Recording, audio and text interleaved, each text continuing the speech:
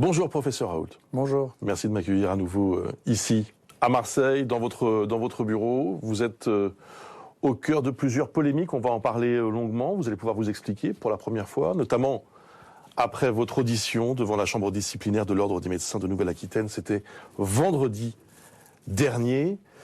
Si je voulais faire un peu d'ironie, je commencerai cet entretien en disant fin de partie pour Didier Raoult. Oh, je ne sais pas de quelle partie vous parlez, ni de quoi il est question. Vous savez, honnêtement, le Conseil de l'Ordre m'a demandé de me présenter pour m'entendre. J'y suis allé volontiers, bien que je ne sois plus très directement concerné, puisque je ne souhaite plus exercer la médecine, mon poste de médecin étant pour l'instant suspendu. L'histoire n'est pas finie là non plus. Vous m'aviez dit que vous arrêteriez vos fonctions dans un an.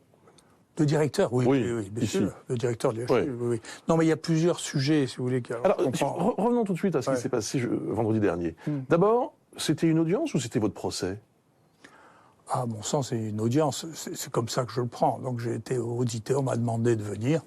J'y suis allé, j'aurais pu me contenter d'y envoyer mon avocat, mais par respect pour les gens qui sont là. Quand rien demandé, c'est pas de leur faute si je suis là. Moi, j'ai rien à leur reprocher. Donc je leur explique. On me pose des questions. Le Conseil de l'Ordre avait posé des questions. Moi, j'ai répondu par écrit, et ils ont entendu l'accusation et la défense, et puis ils vont se prononcer dans le mois qui vient. Donc on verra bien ce qu'ils diront. Vous risquez la radiation? Je ne sais pas ce que je risque, honnêtement. Enfin, ça fait partie du panel de sanctions. Oui, déjà, je risque pas la peine de mort, c'est déjà pas mal. La radiation, c'est une forme de peine de mort professionnelle. Je vais vous dire, je veux pas me prononcer sur ce qu'il va dire. Moi, je me suis pas senti mal à l'aise. Il existe, le Conseil de l'Ordre, c'est pas une entité en soi, pas plus que le ministère ou pas plus que les représentants qui sont là représentent leurs élus, ou représentent ceux qui les ont nommés pendant un temps qui dure ce qui dure. Mais je leur ai dit, vous savez, parmi les médecins par qui j'ai le plus d'admiration, il y en a plusieurs qui ont été condamnés par le Conseil de l'Ordre.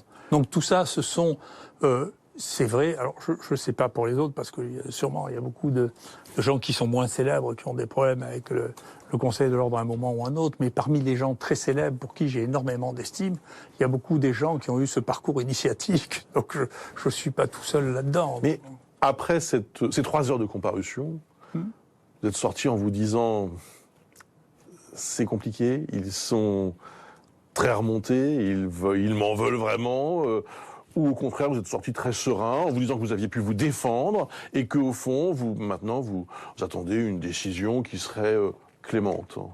Non, mais ni l'un ni l'autre, vous savez, je suis le destin est ce qu'il est. Moi, je joue mon rôle.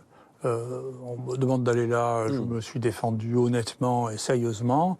Et puis ensuite, la suite ne m'appartient pas. Les déroule, puis quand ils s'arrêteront, on verra bien. Donc c'est pas, ça sert à rien ni d'être optimiste. Vous accepterez la décision quelle qu'elle soit? Vous prendrez acte? Après, il y a des recours. Oui, tout ça n'est pas défini. Un certain nombre de gens oublient qu'on est dans un état de droit ancien.